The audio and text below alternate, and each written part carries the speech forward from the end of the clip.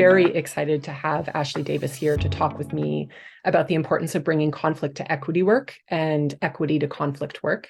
And Ashley currently serves as an Associate Ombuds at the University of Washington in Seattle. Ashley received her law degree from the University of Wisconsin Law School and Bachelor of Arts from Northwestern University.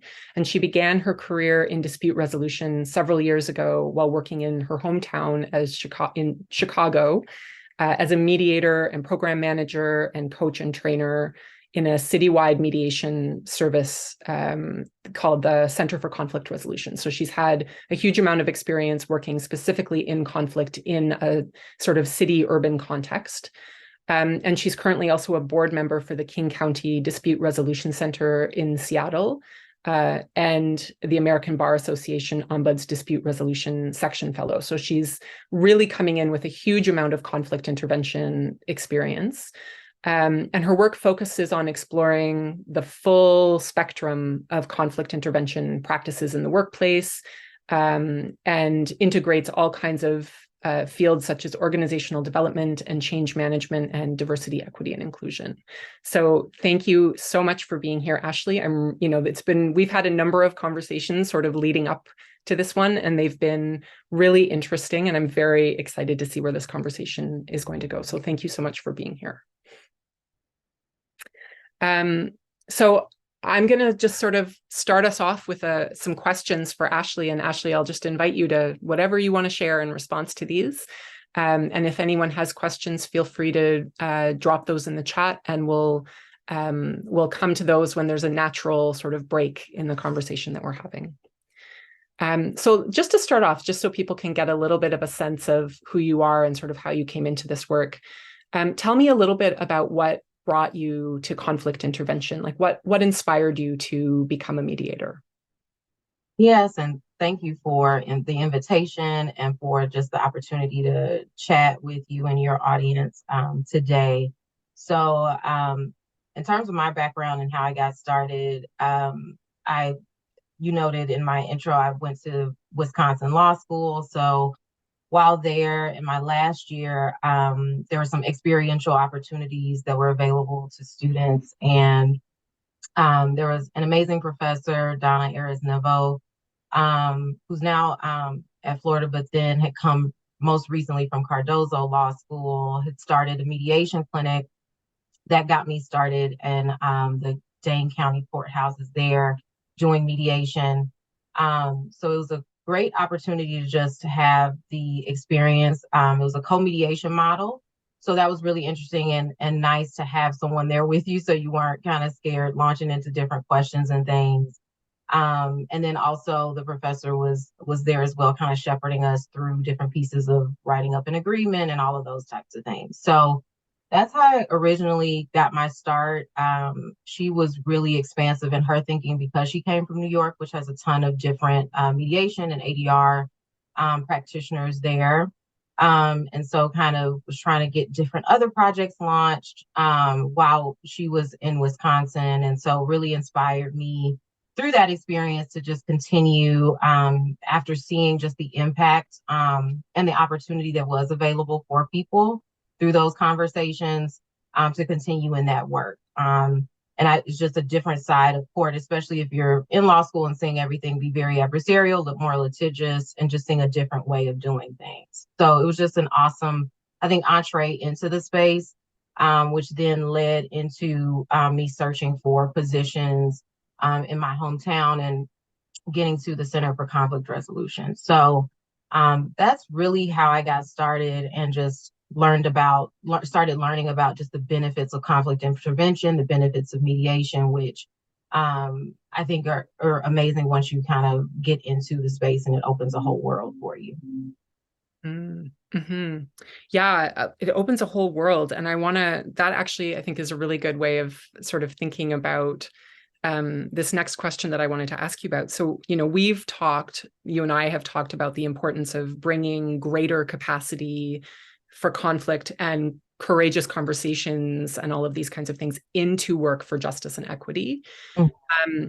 And can you, like when I think about sort of like possibility and, all of these kinds of things. Can you tell me a bit of a story that would help people really understand, like, why is it important to be able to bring sort of conflict skills into equity work? And like what does that look like? Yeah, and that's a really great question. So I'll skip ahead into what some of the things I'm experiencing now, which I think in a post George Floyd space, there's just been a lot more different types of conversations happening, especially within institutions, with young people about kind of how they're navigating and organizations just grappling with their DEI efforts and impact.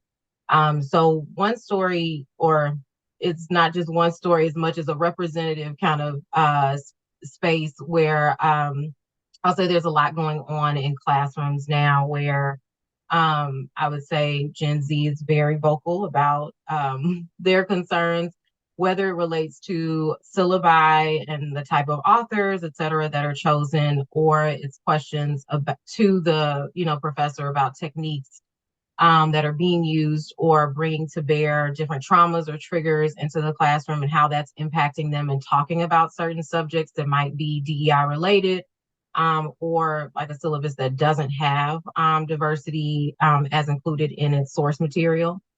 And so bringing that to the forefront has caused a lot of conflicts within the classroom, I would say in different disciplines, and figuring out how to deal with these different things that maybe were not considered before or weren't brought to their attention. Now, obviously, there's different ways that can get brought up to their attention, and they're not always the best, but the substance of the questions are still valid and remain.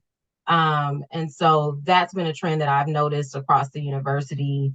And I would say oftentimes our office, my office at the university, as an Ombud, we're often asked to kind of step in to try to manage those situations because they don't tend to stay small. They tend to start in that space with some questions and things being asked or challenges posed, and then kind of escalate up to how the professor did or did not respond correctly. Then how did the administrator support or not support either the students or the administrator? And then now the whole department is kind of enmeshed in this conversation about diversity, equity, and inclusion issues. And then also, communication, who gets heard, who's not heard, and how does that occur? And what process exists or does not exist to really manage these types of difficult and sticky conversations. And so,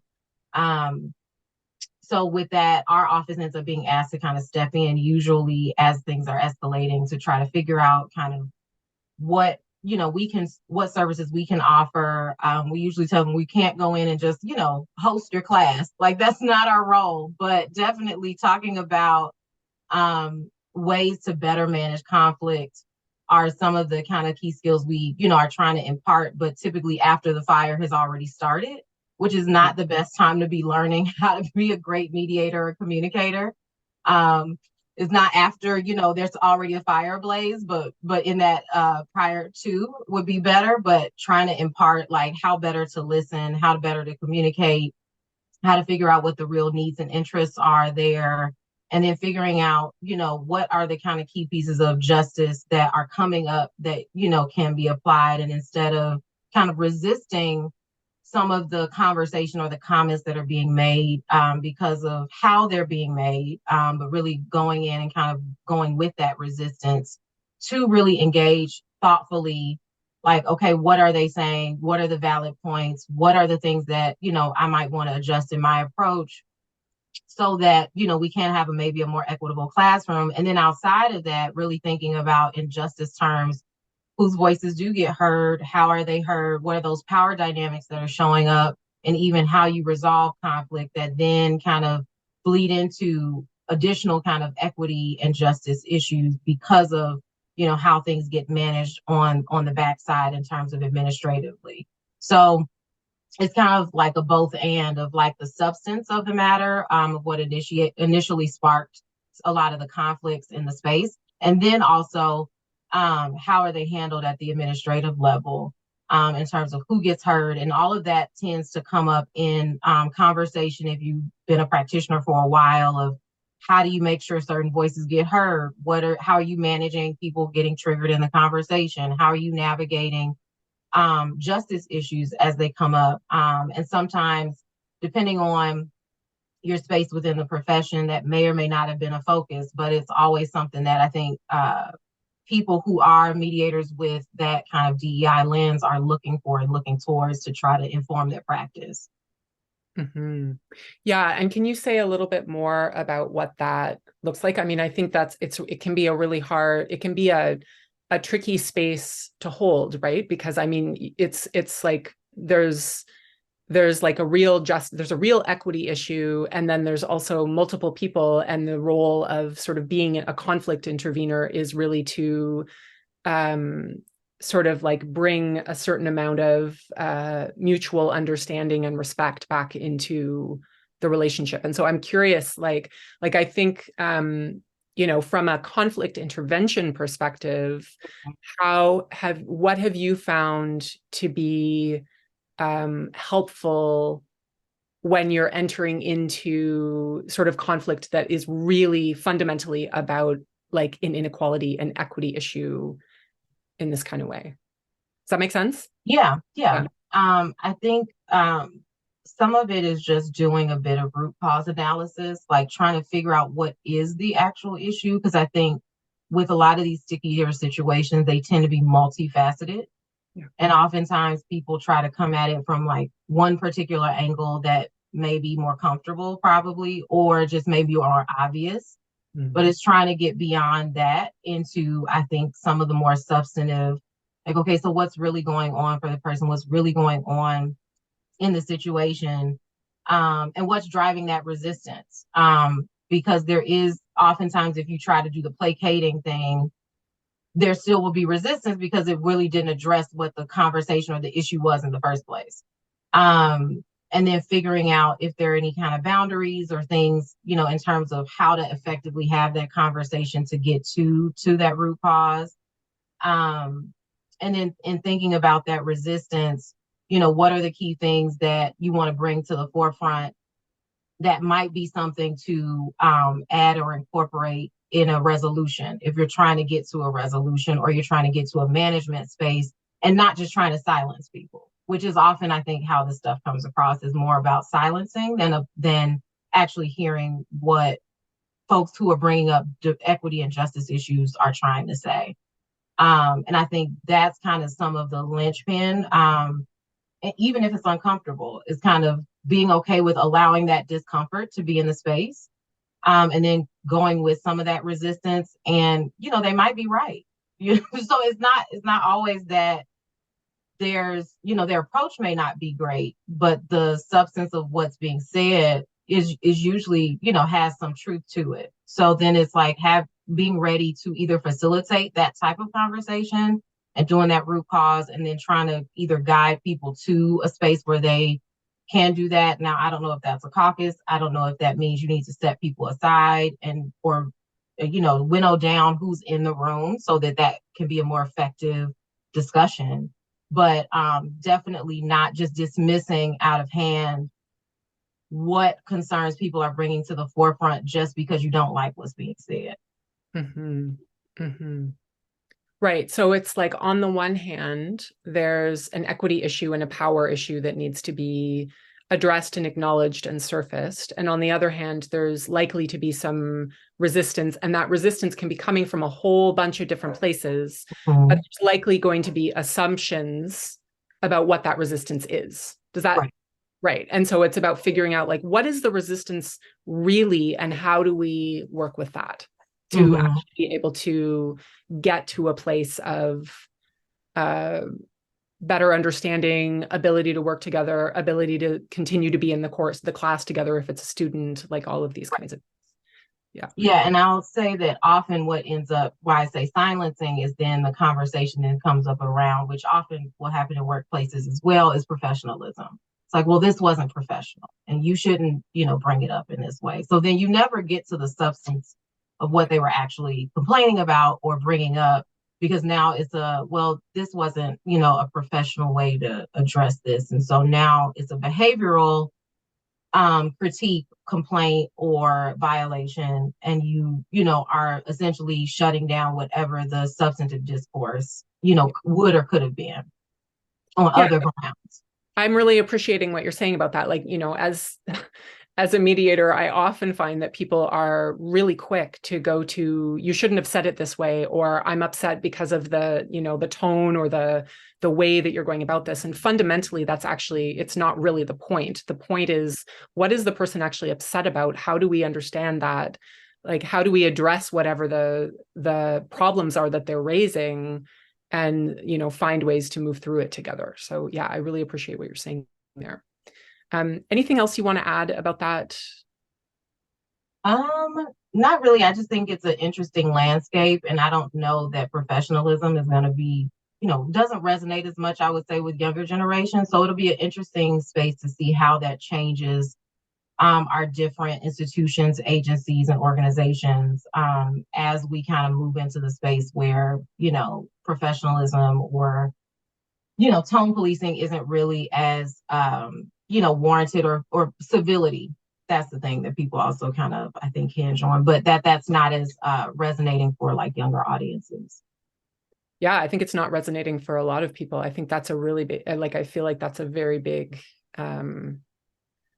we're like in a cultural moment where there's real disagreement about what's appropriate work behavior and Mhm. like how people should interact. And that's really like an interesting or important thing to be thinking about for sure for everyone, I think. Thank you for, like, actually this is not one of the questions that we talked about, but I feel like that's such an interesting thing for people in leadership roles to be thinking about, right? Because leadership is really who is fundamentally, I would say, you know, on the organizational level, responsible for maintaining a culture, not necessarily creating a culture, but maintaining it, right? And upholding the norms of it and all of those kinds of things.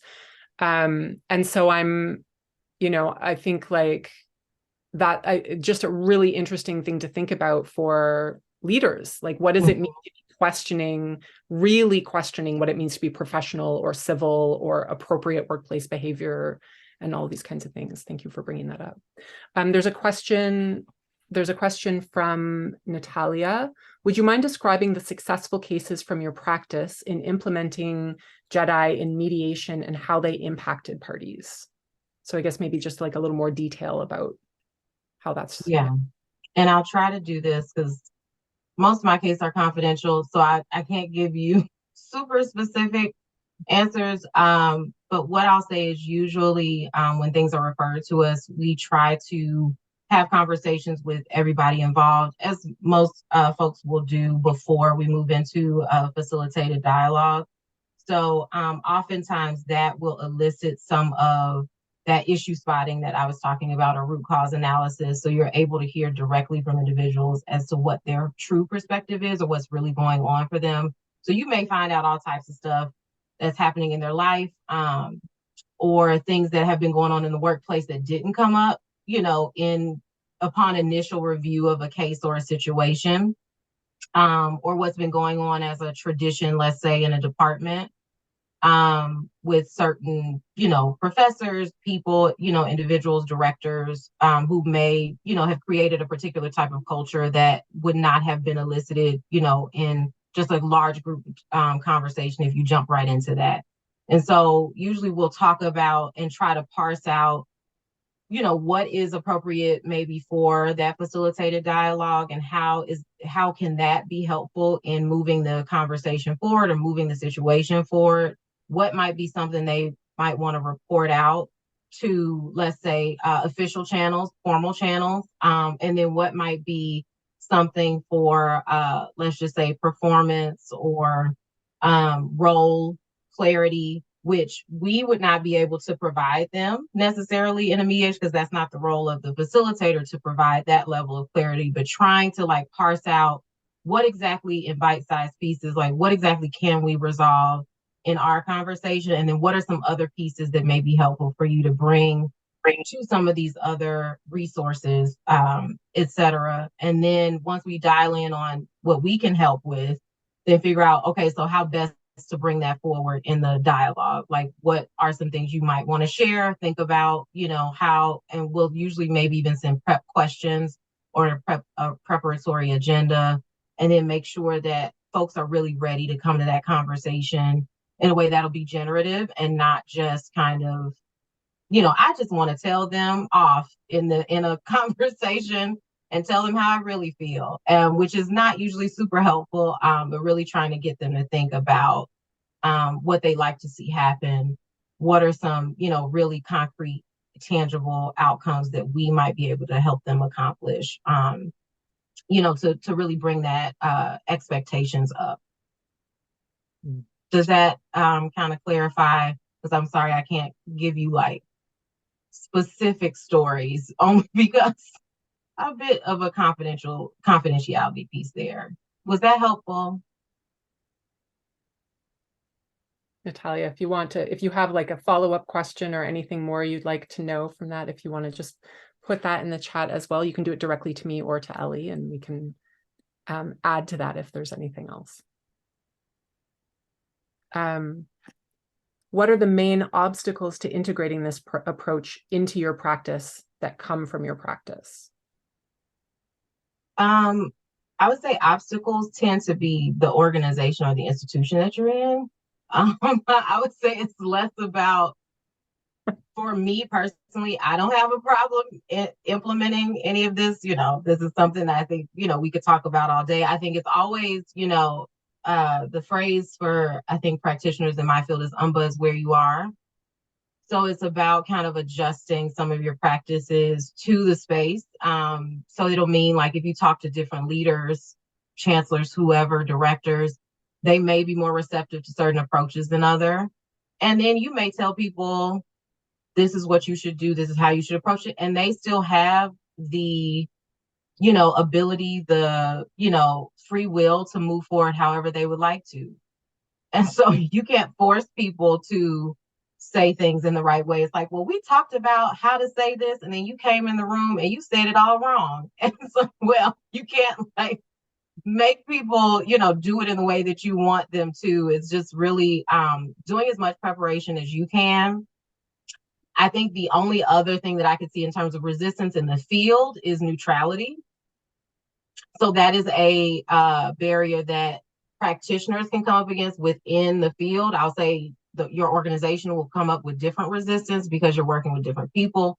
But in the field, neutrality is always a concern when it comes to, I think, or is always brought up as a concern when it comes to justice and DEI issues, because there's a concern that if you weigh in too much on one side or the other, that then you're not perceived as neutral, you're not perceived as unbiased. And so then how are you able to be effectively seen as a facilitator of that space or an unbiased, voice in the room? And so I don't know if that resonates for you as well as things that you've heard as well about diversity, equity, and inclusion when it comes to dispute resolution and conflict resolution practices. Yeah, definitely. I would love to hear actually what you say to people when they say that, because that's definitely something I hear pretty regularly.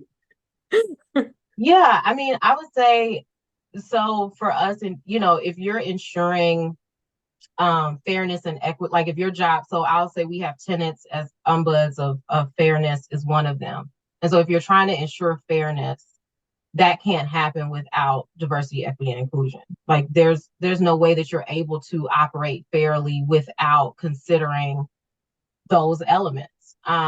So to me, I think multi-partiality is one kind of theory within the practice that I think addresses it as well. If you're talking about general theories where, you're not coming in because essentially the theory goes, nobody is completely neutral. So everybody has some level of partiality.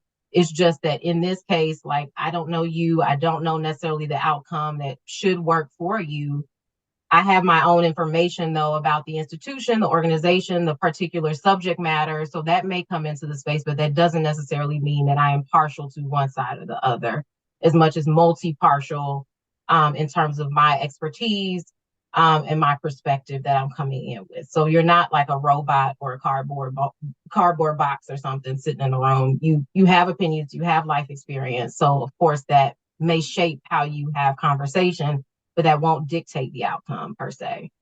So that's, like, I would say, a theory within the practice, but then in general, personally, I would say it leans more into that. If you want fairness in spaces, I do think you have to consider equity and inclusion as a requirement. I think, equity, especially in these spaces where, for example, not everybody is, getting approved for different, accommodations.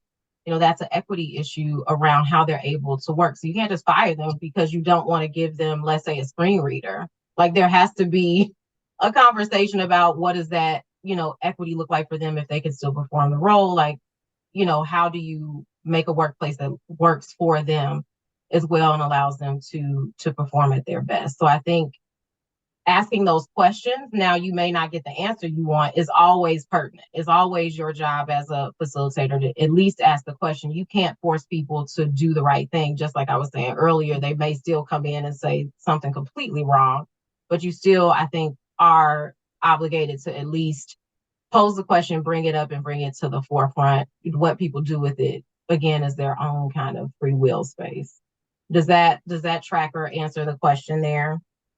Yeah, totally. I completely agree with you. And I love the idea of multi-partiality. That's like really, yeah. And I think also, for me, when I think about this question of neutrality, I just find it's like I'm appreciating what you're saying about, it's like, there has to be equity. Like, if there's power happening in a conflict, which there 100% of the time is power happening in the conflict, then taking a sort of traditional, what would be considered neutral approach is actually just reinforcing the power. So it's not neutral, actually. Right. Like, there's no neutrality if you're just reinforcing an inequality that exists there, right? So I think I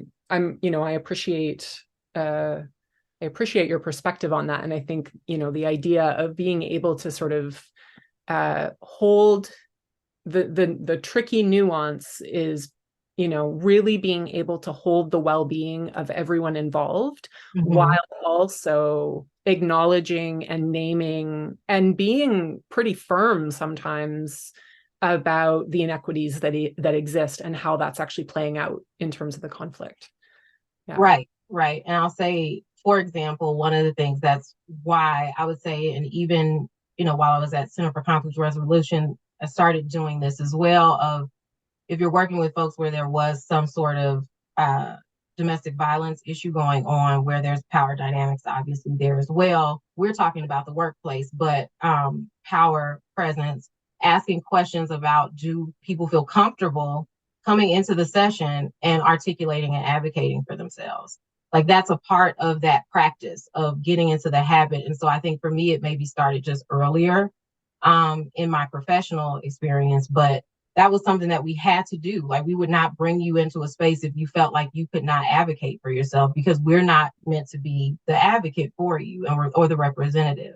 And so really kind of digging into that conversation is, I think, important. And then, the same of like, for the other side who may be more empowered, of like making sure they understand what they're expected to do or how they're expected to show up, which has been, I think, more apt in my current role of making sure that directors, leadership, et cetera, understands what they're coming into, or why someone would say no, that they don't want to proceed with the mediation because they don't want to engage, with a person where they feel like the dynamic is too strong, or they feel like nothing will change, and giving them, the right and the space to do that as well and make that personal assessment. Yeah, totally. The nothing will change thing, I think, is a big factor. That I get that when people don't want to participate in a mediation because they're like, nothing's going to change. It's not actually going to make it better, right? And I think sometimes there's this sort of pressure to kind of be like, well, you should just try anyway, but right. Why? Right. And then you don't want to expose people to more harm either. So, like, I don't want to put you in a position where now you're experiencing more harm or being more vulnerable and sharing and giving information to someone that may be utilizing it inappropriately down the line if you don't feel that there's safety in your workplace, right? So there's that kind of consideration. And so even bring it up, letting people decide, like, okay, I feel safe to bring this or myself into the room. And we could even talk about that psychological safety aspect. But some of this is like trauma-informed care and making sure that people feel comfortable to move forward, and you're not just forcing people into a magic room and something's gonna happen. Yeah, absolutely. So I want to, there's another piece of the conversation that we've been having over our last few conversations that I wanted to sort of bring us to. And also, don't forget, if there's other questions, please feel free to drop those in the chat. So, this webinar series is really about leading change and leading through social and systemic change, right? So it's like both being a change agent and also leading in a context where there's just all kinds of changes happening in society, and we have to figure out how to sort of navigate that.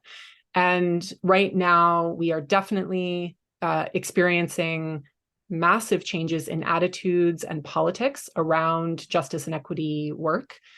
And I'm wondering what you're noticing about how these changes are impacting workplaces, and also how it's impacting your work in terms of conflict intervention. Yeah, and I think that's a great question. I would say I think, things are just becoming more fraught. I think people are maybe more heightened in their, conflict attitude, so to speak, just because of all the things that are going on. I would say, just climate change, COVID resurgence, politics still being really fraught. There's so much going on that people are paying attention to, in addition to like local news and politics. So I think there's a lot that people are bringing to the table and wanting to feel safe, maybe not feeling like they have a ton of capacity to, engage in I would say generative conflict. It may just be, angry, aggressive conflict. And just really a lot of that, I think, is showing up at work, and how people are thinking about their workplaces. I'd say COVID kind of shifted folks into thinking about, how they want to fit work into their livelihood. So that, and wanting safety at work, wanting better pay at work, wanting a better experience at work, or wanting something different from their work experience, I think has come to bear as well. I would say my organization and most universities, have multiple constituencies. So it's all, so they're kind of mixed, but you have your like leaders and administrators, high level folks, but you also have just regular staff and employees like myself. Then you also have students, and then you also have professors. So there are all these different kind of constituency groups. So I would say for all of them, though, things are heightened, just in terms of what they're navigating, but also how they're showing up to the organization or to the institution. And that impacts how they then will approach or engage in whatever conflict kind of comes their way. Mm-hmm. And how's that?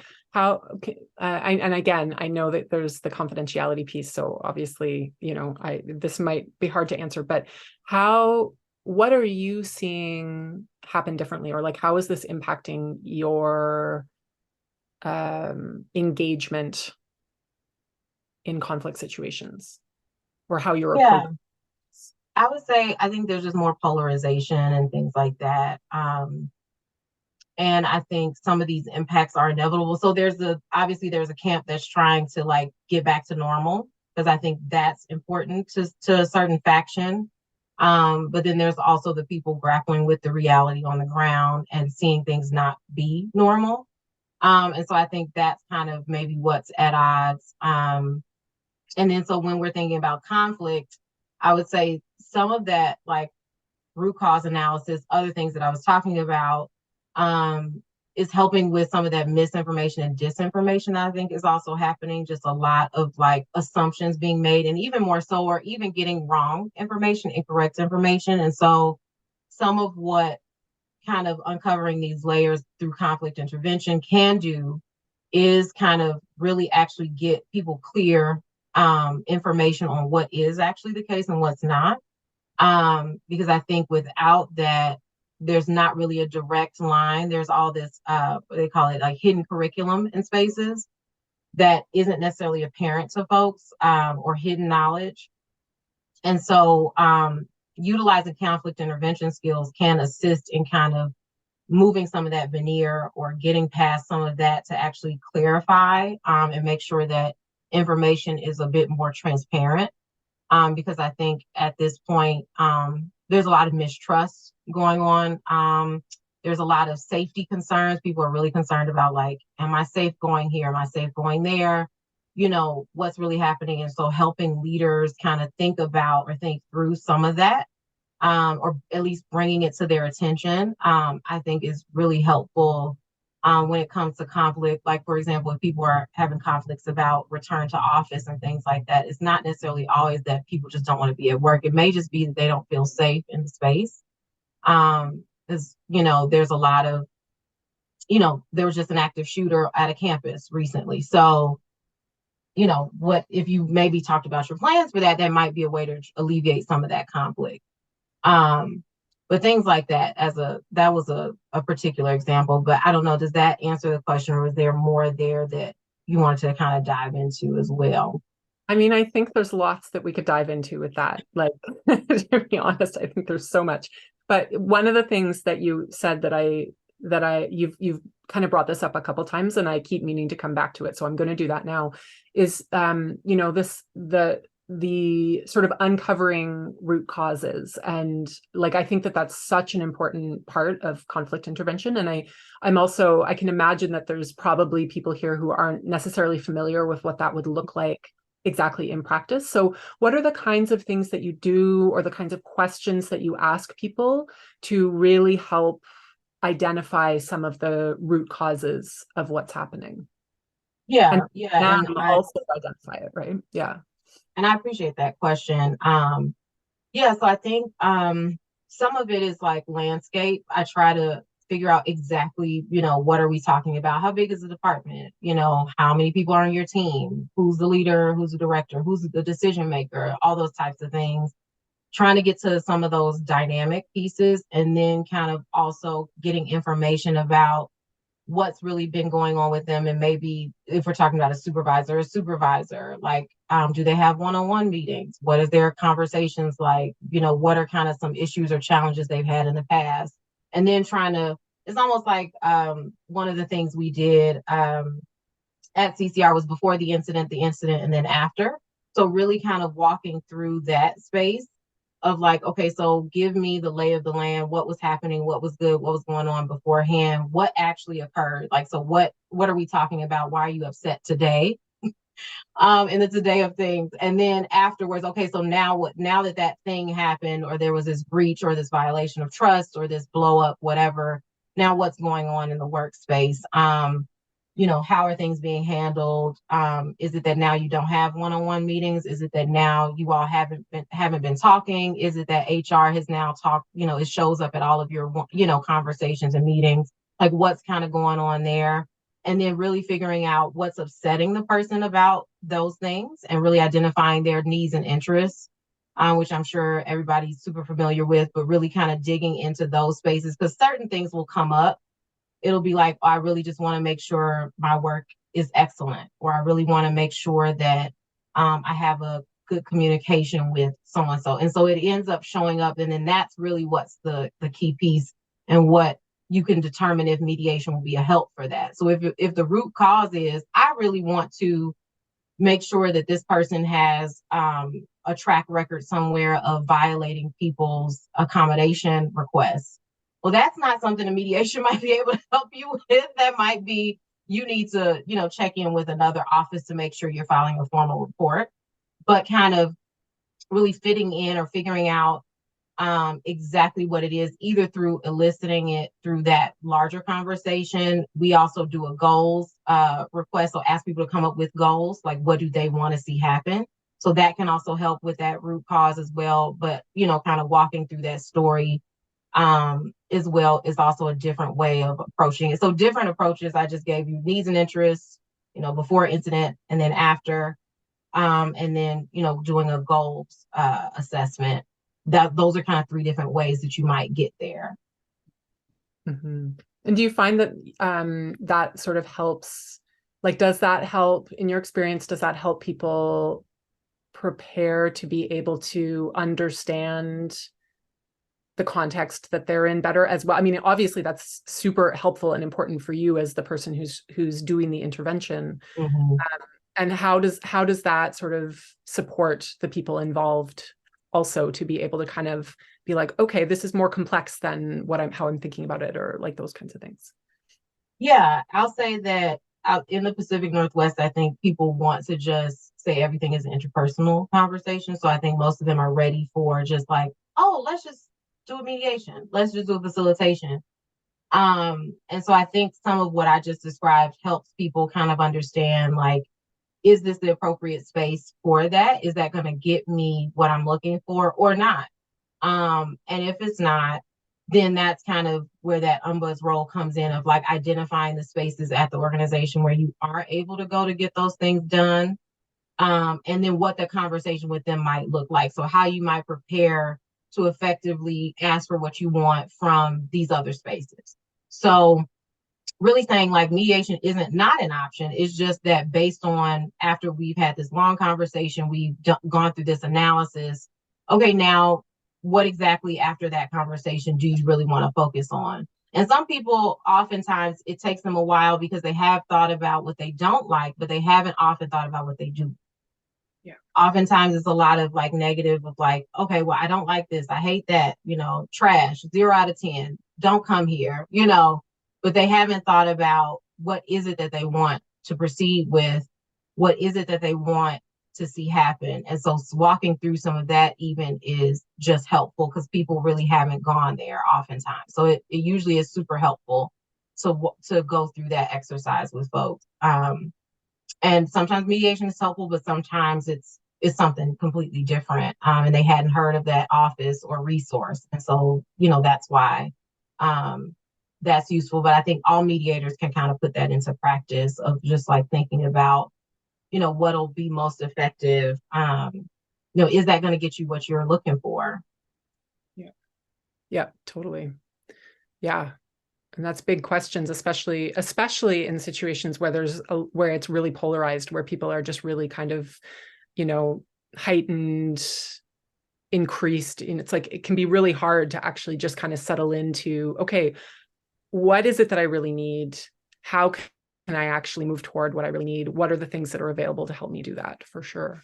And I'll just say as a last piece there as well, like some of these justice and equity issues would be better served by going to a formal process. So there is no kind of distinction for me that like informal is always better, which I just wanted to highlight because I think oftentimes there's this distinction where people always assume the informal is the best way to go about it. But depending on, especially because some people say that mediation and ADR can be very, because it's confidential and under that cloak, you don't get to some of those systemic things being addressed or even being made aware to the institution because there isn't really a way to pull that out of that, process, at that stream and process. So sometimes it is better, especially if we're talking about discrimination, we're talking about equity, we're talking about injustice, to have it go to a formalized process and make it, written in a different kind of context so that other leadership can be made aware in a different kind of capacity. So that's just a note I wanted to make about just informal versus formal spaces. Yeah, absolutely. Sometimes it can be hard to have accountability in a mediation context. And sometimes some of those more formal complaint processes just have so much more backing them in terms of actually making something happen, for sure. Right. Especially with power dynamics and stuff going on. Yeah. So I want to just pause for a minute. I have more questions, but I want to just pause for a minute and see if there's anyone else who wants to ask a question. Anything that, has been said so far that you want to know more about or that piqued your curiosity. We'll just take a pause. Feel free to write it in the chat, or if you're feeling extra brave, you can unmute and just ask it, whichever you prefer.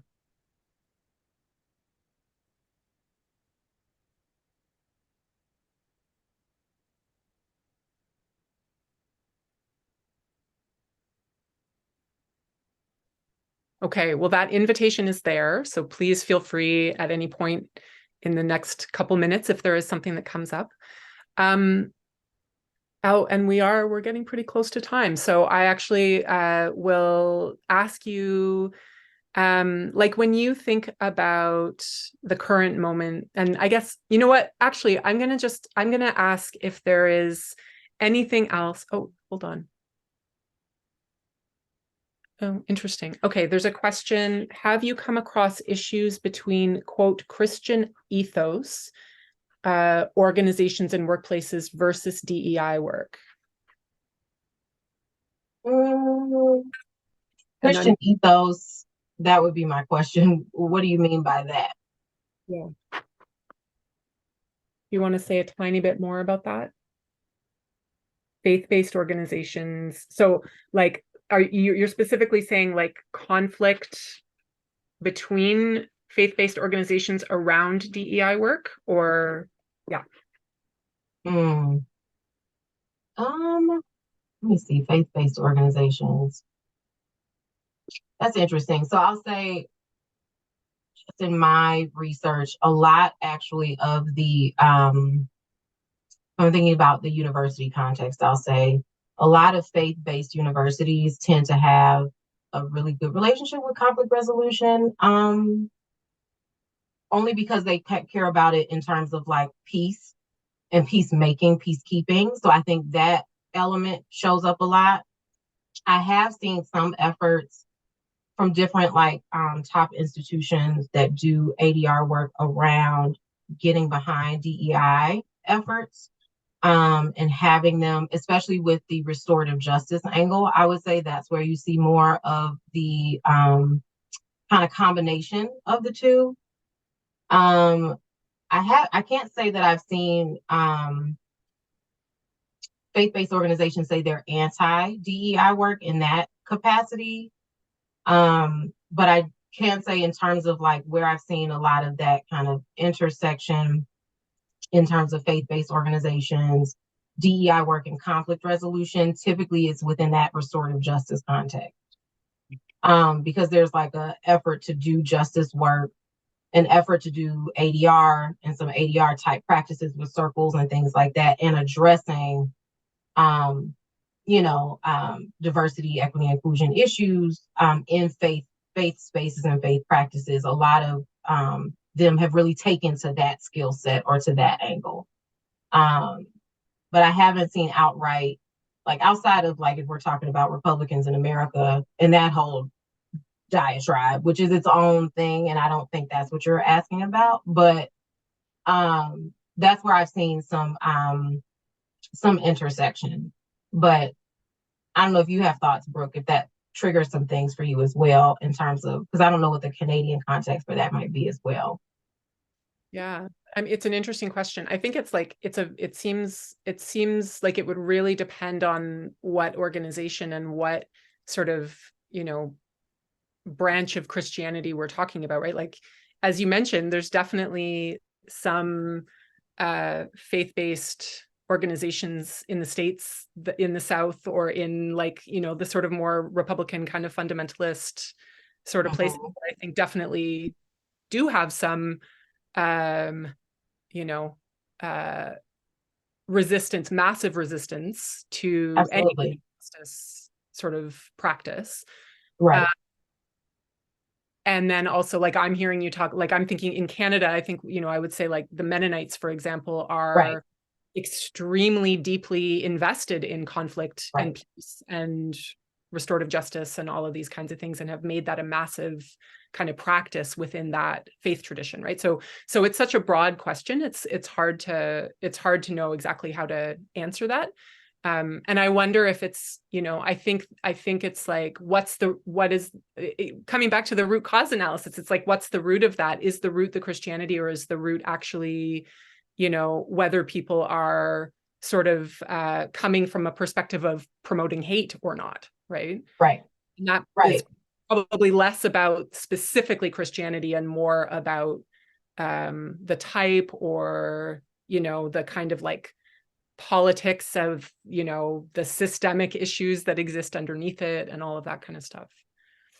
Right. Because I would say, there's some organization that I was a part of where we were doing outreach to, or one of the people in our committee was doing outreach to churches and things in the South to get them on board with like conflict resolution, or to see if they were interested in doing conflict resolution training, mediation work, that type of thing. So, and then intersecting that with diversity, equity, and inclusion as well, and trying to make that, more of a part of their practice. So I do think there's interest, and there's like kind of some advocacy there. And, obviously within, I'll say like Black faith practices, it tends to be more, hope focused, peace focused, trying to get into like justice in that regard.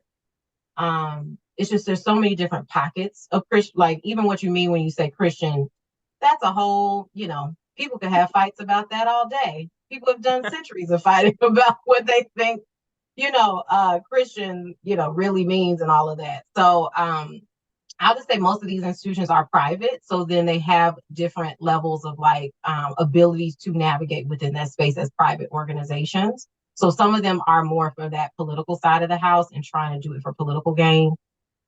And then others are trying to do it for like more localized community support, and trying to support their congregations, or similar believers. So it just kind of depends on the context and the space. But I would say RJ seems very popular in that kind of intersectional work in that regard. Thank you for that. And the person who asked the question says, thank you, that was helpful. So I want to just say, we're at time, and this has been a really interesting conversation. Thank you so much for, like sharing your experience with us, and, really kind of helping us think through some of these kind of pretty tricky moments that we're in, right, around navigating some of the kinds of conflicts that come up as we're in justice spaces, as we're in equity spaces. And thank you to everyone for being here and for your questions. And, if you're interested, there's another talk coming up in November. So stay tuned for one more this year. And then probably there'll be some more a little bit more webinar next year. But this has been really great. Thank you so much, Ashley. I really appreciated you having this conversation with me, as always. Yeah, no worries. And, just encouraging folks, continue to learn about those different practices. They're all really so helpful to add to your toolbox of approaching justice, approaching conflict in your respective spaces. So thank you so much for the invitation and for the opportunity just to connect with you and your audience. Always great to connect with other practitioners. So happy to chat.